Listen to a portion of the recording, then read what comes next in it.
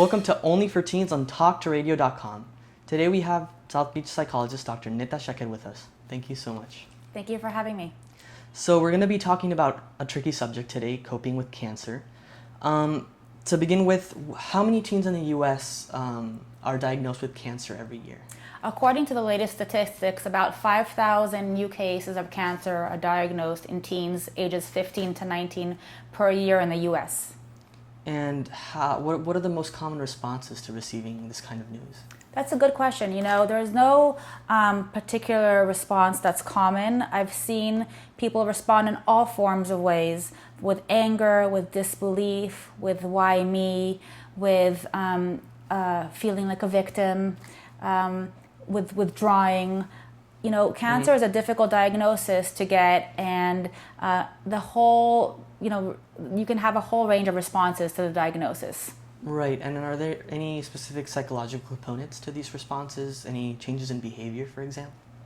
Well, like I said, anybody can respond in any way, but what we're worried about is poor coping. Poor coping entails dipping into a depressive episode or having intense anxiety or having intense anger that gets in the way of your coping. Mm-hmm. What would you define as really poor coping? Any specific examples of that? Sure. People cope poorly by resorting to substance use or substance abuse, by withdrawing from their friends and family at a time where they need to be actually relying on friends and family the most, by withdrawing and isolating themselves from the community, by being extremely angry and not cooperating with treatment regimens or with their physician's recommendations. Mm-hmm. And some people just, like I said before, might dip into a depressive episode where they might need to be medicated and given intensive therapy to help them cope better. And you talked about, you said a depressive episode, right? Would you say that someone who finds out that they have cancer, are they likelier to develop maybe other kinds of diseases, like maybe mental diseases or anything like that? That's a great question. In my work at Jackson Memorial Hospital and at Sylvester Cancer Center, Mm-hmm. we used to routinely screen for depression and anxiety with newly diagnosed cancer patients. The reason being is that it's a lot to take on. It's a life-altering diagnosis. A lot of changes in your physical regimen comes with that in terms of treatment and your energy level and whether you have to have surgery or chemotherapy or radiation or any combination of those. And so we need to screen people routinely for depression and anxiety. And if they're exhibiting signs of depression or anxiety, we need to intervene. The quicker we intervene with a psychological component, the better the outcome. So out of all these ways that you said that teens might react or how they might try to cope, whether it's a bad way of coping or just a regular teen way of coping, is there anything that's specific to teens, or how do teens cope differently from adults? Again, you ask such good questions, Matthew. Teens are actually contending with their own set of things that they have to contend with as adolescents, right? This is a time when there's a lot of change already. You're Right. trying to shift the autonomy from your focusing on your parents to focusing on yourself. You're trying to maintain more independence, both socially and financially.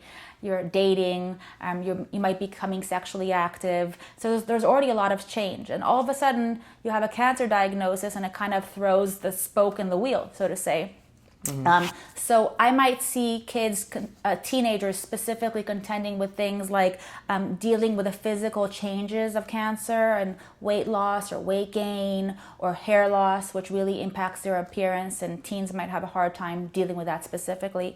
Another major concern for teens is having to become more reliant on their parents and on their families at a time when otherwise they would be becoming less reliant on their families and on their parents. Right. Right. Another concern for teens with cancer is dating and how their life, will be post-cancer, how their life will be if they marry or if they have kids. Because again, this is a time when you're changing so much as an adolescent.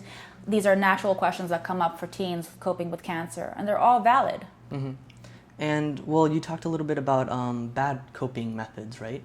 Apart from those, would you say there's really any right way or any better way to cope with this news? I would say that there's no necessarily right way to cope. I want you to find your way to cope, and I want you to make sure you're coping the best you can. And in doing so, you need to really think about how to take care of yourself the best at a time when it's difficult to take care of yourself. You need to think about relying on family and friends to do things for you. This is not the time to be afraid to ask for help. On the reverse, you should be asking for help during this time. I think that you need to prioritize now your health and your well-being, even if that means foregoing other things that you would normally be able to do. Right, like instead of distancing yourself like you would normally want to, you kind of have to depend more on your family. Sure. So what other general advice would you give to the teens battling cancer and to their families as well? Well, first of all, I want to instill hope in you, okay? It's really, really important that you still maintain optimistic and that you have hope for now and for the future. You know, it's never easy to have cancer, and it's never easy to cope with cancer, but it can actually, in the long run, change the way you prioritize things and prioritize your values. It can actually have a long-term, positive impact to have to deal with cancer. So maintain hope and maintain an optimistic attitude. Secondly, I want you to rely on resources. There are so many resources out there for healthy coping. In fact, in my work at Jackson and at Sylvester Cancer Center, we had psychologists dedicated specifically to cancer patients and their families, and we would routinely come in and do therapy with them to help them cope. This is the time you should be using these kinds of resources. They're there for a reason, and they can be tremendously helpful for you. Lastly, I want you to not be afraid to ask for help. Cancer is a challenging time, it's a difficult journey, and you should be able to ask for help from your friends, your family, and your loved ones. Are there any last comments you'd like to make out to those teens battling cancer? I just want you to maintain hope and use the resources out there. There's a lot of information on the internet also about coping with cancer. And you can find survivor chats to share stories with or to get some advice from. Use whatever is at your fingertips to help you cope. Well, thank you so much, Dr. Shaked. If you have any questions or if you'd like to reach out to Dr. Shaked, you can always call her on 786-942-9425 or on her website, drnetashaked.com. Thank you so much, guys. Thank you.